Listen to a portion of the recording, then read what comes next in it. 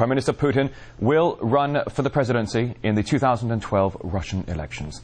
The announcement was made at the ruling United Russia Party's annual convention. Now, for more on this, let's get the details here across live to our correspondent at RT's Anissa Naouai, following the conference right here in Moscow. Anissa, good to see you. A dramatic announcement. Tell us more about what has been said today.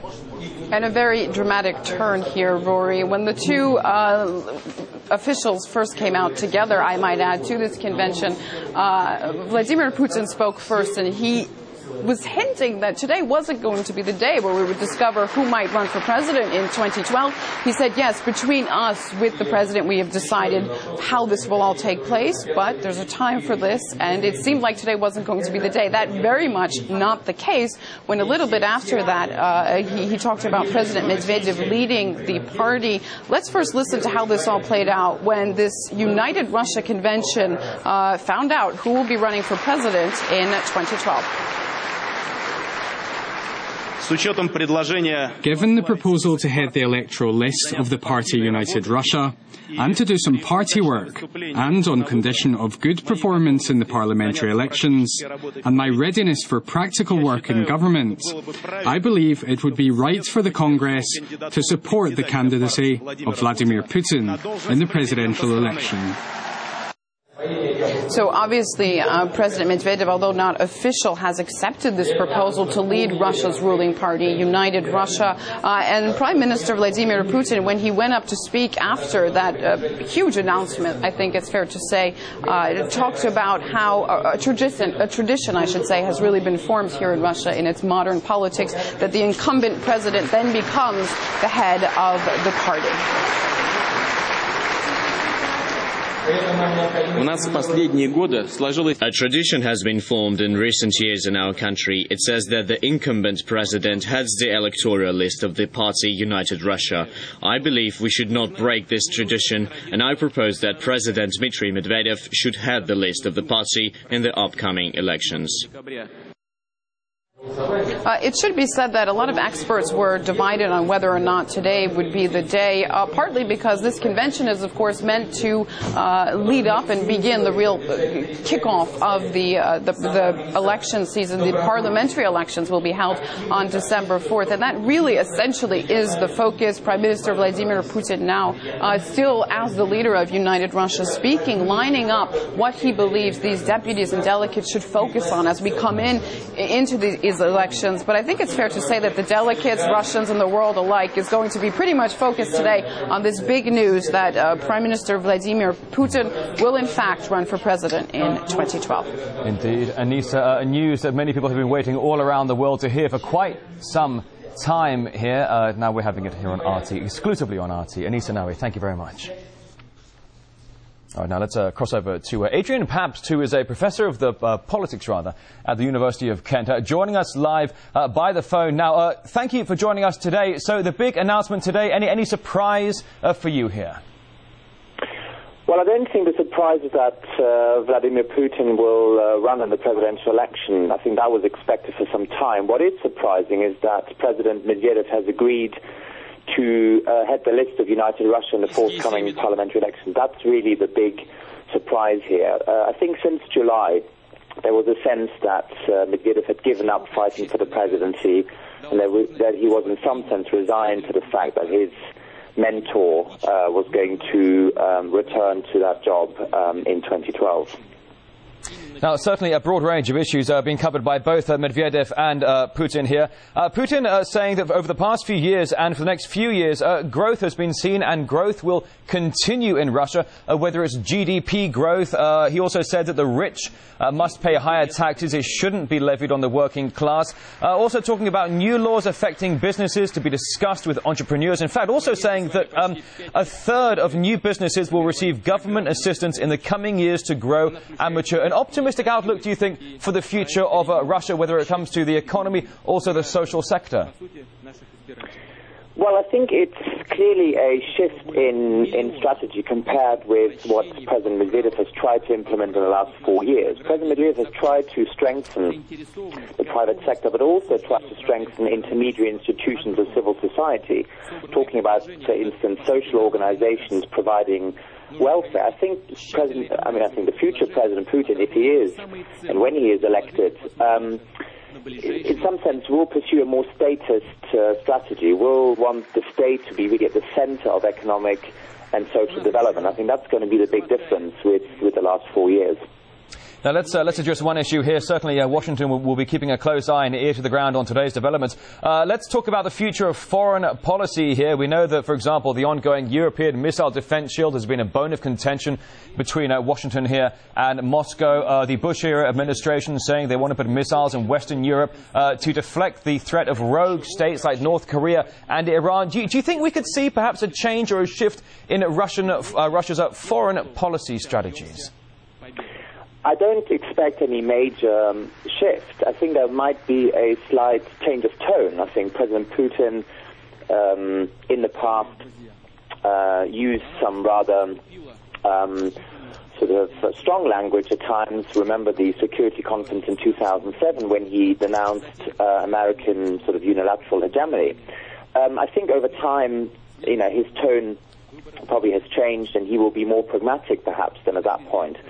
But I don't think on the issues there will be any big shift, because President Medvedev has also been opposed to any missile shield that would threaten or look to threaten Russian national security interests. I think on that there's probably much more agreement between the two than perhaps on some of the economic and social issues we've just discussed. Well, we're certainly seeing a lot of enthusiasm among the members of the ruling United Russia Party with this announcement that Medvedev backs Putin as candidate for next year's presidential election. What do you think the feeling will be on the general streets of Russia to this announcement? I think it will be mixed. I think there will clearly be people who welcome this, because I think Putin's popularity is genuine among many Russians. I don't think that can be denied. On the other hand, I think there will be a part of the population that will be disappointed, because I think they saw in President Medvedev someone who was closer to their own concerns and also perhaps a figure of the future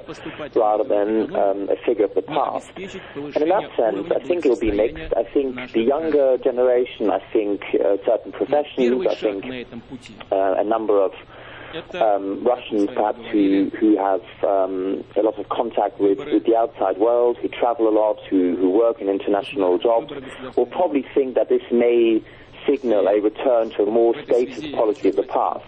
But of course we don't know what sort of policy a future President Putin might conduct. Perhaps the world will have changed so much that the old recipes of the years 2000, 2008 will no longer work. So we have to allow for the fact that there might be some development in that as well. But I think the reactions on the whole will be mixed, though maybe a majority of Russians will welcome this. All right, Adrian Paps, the Professor of Politics at the University of Kent, joining us live on the phone. Thank you very much for your time indeed.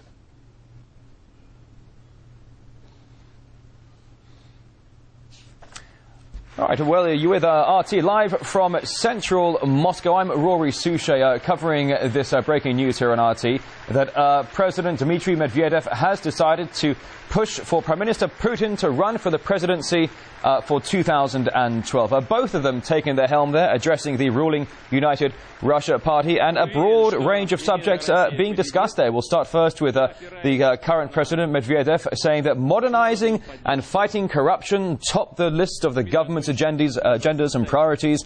Medvedev also saying that United Russia is in urgent need of modernization. It needs to get rid of, quote, hangers-on. And Prime Minister Putin saying that the annual GDP growth must be increased by 6 to 7%, although he did say it's on a very good uphill move right now.